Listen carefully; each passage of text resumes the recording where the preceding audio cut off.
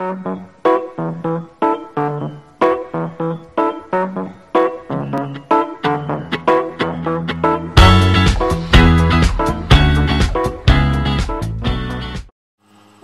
here with Marek Hlavac. He is pursuing a doctorate at the Kennedy School of Government at Harvard. And thanks for being with us, Marek. Thank you. So we're going to talk a little bit about these elections that are coming next week and a little bit about U.S. economy. We can say that the economy has been defined by many people as the number one issue that is shaping the debate in this campaign. Can you tell us in what shape is today the U.S. economy and the job market, especially when we compare it to the shape of the U.S. economy 4 years ago? Yeah, sure. The recession in the United States ended in June 2009, but the recovery has been much slower than everybody has been hoping for. Unemployment in particular continued rising even after domestic production stopped falling and reached a high of 10% in October 2009. Since then, the unemployment rate has dropped to a little below 8%. My research with Harry Holzer shows that the Great Recession, as the recent downturn has become known, had a very profound impact on young workers, on less educated workers, on minorities, and especially on male workers. And these were exactly the groups that, even before the recession began, had seen very little or no growth in their wages and earnings. While this represents an improvement compared to the worst parts of the economic crisis, today's unemployment rate is about the same as it was when President Obama took office 4 years ago. The lack of progress on the economic front has understandably created a very widespread sense of dissatisfaction, the more extreme manifestations of which would be the Occupy movement on the left and the Tea Party movement on the right.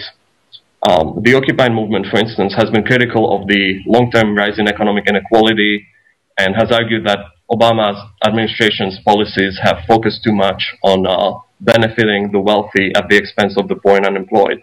On the other side of the political spectrum, on the right side of the political spectrum, you have the Tea Party movement, which has bemoaned the administration's stimulus packages and has expressed concerns about the mounting budget deficits and the growing national debt. This very slow economic recovery has created an opportunity for Governor Romney to step in and argue that if he were to be elected, he could deliver better economic leadership. President Obama, on the other hand, has argued that his administration has provided prudent leadership in the face of what is seen as the worst economic crisis since the Great Depression, and that for all its faults, the recovery is slowly but surely underway. Well, Marek, how do you consider Obama's performance then? Do you think he chose the right path to get out of the recession, or there was something else that could be done? Sure. I think for the most part he did. President Obama's response to the financial crisis involved the passing of the American Recovery and Reinvestment Act, which is popularly known as the stimulus package. This was a big law that contained a mix of policies that included an expansionary fiscal stimulus, a set of financial markets policies, and also enabled the Federal Reserve, which is the American central bank, to pursue some innovative monetary policies. Unsurprisingly, this package was of course met with criticism both from the left and from the right.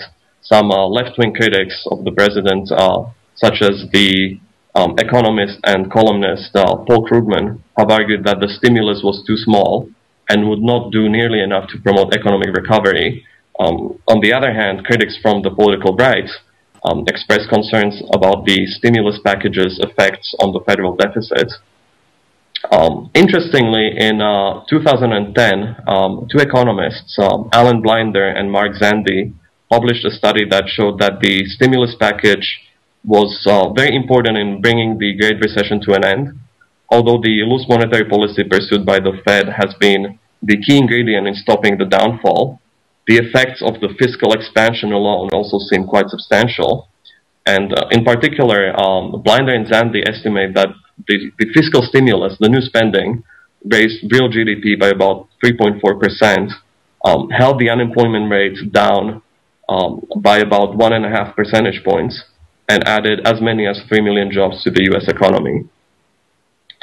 It's interesting to compare this recession to the previous one. Previous recessions have been V-shaped, with a fall in overall production followed by a relatively swift recovery. By contrast, the current recession has been U-shaped, where the recovery, and especially the recovery in the labor markets, the recovery in employment, is taking a much longer time. Governor Romney and his economic advisors see this as a sign that President Obama's administration could have done a lot better. However, economists who lean towards President Obama have pointed out that the Great Recession is very different from previous slowdowns because it comes at the heels of a financial crisis. The economy is expected to take a much longer time to readjust. And this is a point that recently economists Ken Rogoff and Carmen Reinhardt made in a very widely read book called This Time is Different, where they look at evidence from around the world, look at debt crisis and financial crisis, and find that after financial crisis, recovery takes much longer than after a typical recession, and this seems to be the case in the United States today. One last question. So, do you think that Romney offers a different path, a different plan for the economy? And do you think he has some good points when he says that Obama hasn't done enough? Sure. I think he certainly offers a different course for the economy, although the outlines of his economic plan are not entirely clear. In the 3 recent debates that were televised, where he met with President Obama, Governor Romney has promised tax relief for the middle class. He promised to eliminate loopholes in the tax code, and also said he would lower taxes for the wealthy. He would not lower taxes, for the wealthy. He pledged to balance the federal budget by making serious cuts in some economic programs, while at the same time promising to reverse President Obama's cuts in military spending. Nevertheless, I feel that Governor Romney has yet to offer a credible plan on how he can achieve these goals simultaneously. Overall, his plan contains many ideas, some of which seem somewhat contradictory. Some of these would promote economic recovery, while others would likely impede it. Refraining from tax hike, for instance, might be quite prudent in the face of a slow recovery. You don't want to stifle the emerging growth by taxing the economy at such a vulnerable stage. On the other hand, cutting a large number of government programs would probably be unwise. First of all, it would worsen an already bad job situation, as people whose employment relies on these government programs would lose their livelihoods. And secondly, engaging in austerity measures such as slashing government spending is likely to reduce demand in the economy and thus slow down economic growth. And in fact, in the most recent issue of the World Economic Outlook, which is a very influential report published by the IMF, by the International Monetary Fund,